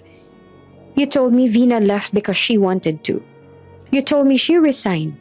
You told me she ran away because she was ashamed. Hindi makatingin si Prim. Nanginginig ang kamay. You knew. Mariin niyang sabi. You saw her that day. Kahit ng araw bago siya umalis, nakapagkita sa kanya, you knew she was pregnant. And you still lied. Pilit na umiwas si Prim. Nanlalamig. I didn't know for sure. Stop pretending you didn't. Muling sumigaw si Du. You made sure I never found her. You blocked every lead, every information, every person who knew her. You took away my right to be a father. Napahagulgol si Prim. I only did that because I love you. Love? Tawa ni Du. Mapait at puno ng panlilibak. That's not love, Prim. That's obsession. Manipulation.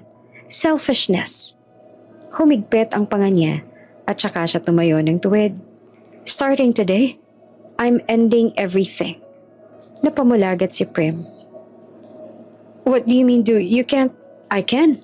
And I will. Du, please. You can't do anything to stop me or else. Tumalim ang tingin niya. I will ruin you and your family. And we both know I am more powerful than your family now. Umiyak si Prim. Halos hindi makahinga. Du, don't do this. Pero tahimik na lumapit si Du sa pinto. Hawak ang sariling temper para hindi tuluyang sumabog. It's over, Prim. Whatever this was between us, it's dead. Lumayo siya na hindi malang lumingon. At gagawin ko ang lahat. Dagdag niya na malamig at iyak. To build my family with Vina. The real family I should have had 6 years ago. At sa pagkalapat ng pinto, naiwan si Prim. Durog, umiiyak, at alam niyang wala na siyang laban. Dahil sa agarang aksyon ni Doña Celestia, hindi na nagkaroon ng kahit anong pagkakataon si Prim na guluhin pa ang pamilya ni Du. Mismo ang Doña ang humarap sa mga abogado at koneksyon ng pamilya nila upang tiyaking mapuputol na ang impluensya ni Prim sa negosyo man, sa lipunan, o sa personal na buhay ni Du.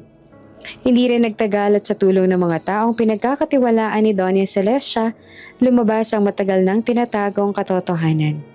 Isang gabi, habang magkatabi nakaupo sina Du at Vina sa sala ng hasyenda, dumating si Doña Celestia, kasama ang private investigator. Sir, ma'am, may nakuha na po kaming malinaw na ebidensya. Ang mga nagbanta sa buhay ninyo, ma'am, pati ang taong pumatay sa kuya ninyo, ay tauhan po ni Miss Prim. Para bang bumuho ang mundo ni Vina sa narinig, napahawak siya sa dibdib, nanginginig at halos mawala ng lakas. Agad siyang inalalayan ni Du. Si Prim? Bakit niya? Bakit niya kailangan gawin sa amin yun? Ano bang nagawa namin sa kanya? Dahil sa obsession niya. Dahil gusto niyang kontrolin ang buhay ko, pati ang buhay mo. Pero tapos na. Hindi niya na kayo masasaktan. Iho, Vina. Anak, hindi ako papayag na may sino mang umapi sa pamilya ko. At kasama ka na roon. Kasama na kayo ng mga anak mo. Ilang araw lang lumipas, inaresto si Prim. Nakayuko ang ulo nito habang inilalabas ang pulisya mula sa mansyon ng pamilya nila. Kasabay niyang hinuli ang mga tao nitong sangkot sa pagpatay sa kuya ni Vina at maging ang tangkang pananakit sa kambal. Hindi na ito nakapalag, wala ng koneksyon, wala ng kapangyarihan, wala ng pagkakataong makabalik. At sa huling beses na hinarap niya si Du bago siya dalhin sa selda, Du, hindi mo ako pwedeng talikuran. Tayong dalawa dapat. Hindi kailanman naging tayo. At hindi mo kailanman guguluhin ang pamilya ko. Wala ka ng kapangyarihan sa buhay ko. Tapos na. Tuluyan na siyang dinala ng mga pulis. Isang kabanata ang tuluyang nagsara. Pagbalik ni Du sa asyenda, nadatnan niya ang kambal na masayang naglalaro sa hardin. Si Vina naman ay nakaupo malapit sa bintana. Pinagmamasdan sila. Halatang pagod pero kita ang gaan ng dibdib. Lumapit si Du sa kanya, marahang hinawakan ng kamay nito. Wala nang dapat katakutan. Safe na kayo. Tapos na ang lahat. Du, hindi ko inakalang darating pa ang araw na magiging tahimik ang buhay namin. Simula ngayon, hindi lang tahimik. Masaya. Buo dahil pamilya na tayo. Lumapit ang kambal, niyakap ang kanilang mga magulang. At doon naramdaman ni Vina ang bagay na matagal niyang ipinagdasal, kapayapaan. Bago ka pa lang sa channel neto, ibang kwento ni Ate Jane, istorya mo, ikwento ko. Huwag kalimutang pindutin ang notification bell at subscribe button.